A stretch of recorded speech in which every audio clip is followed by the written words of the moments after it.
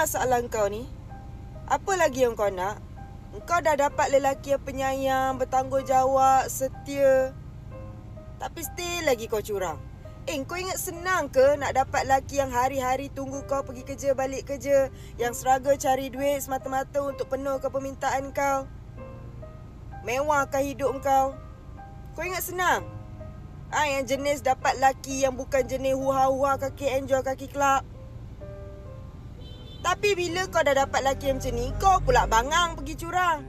Lepas tu nanti bila kau dah kena game, kau dah dipermainkan, mulalah kau salahkan semua lelaki tu sama. Kau cakap lelaki ni problem, padahal diri kau sendiri yang problem. Tak payah nak test market lah, tak payah. Zaman sekarang ni nak cari lelaki yang setia ni, yang cukup satu, bukan senang. Bangang.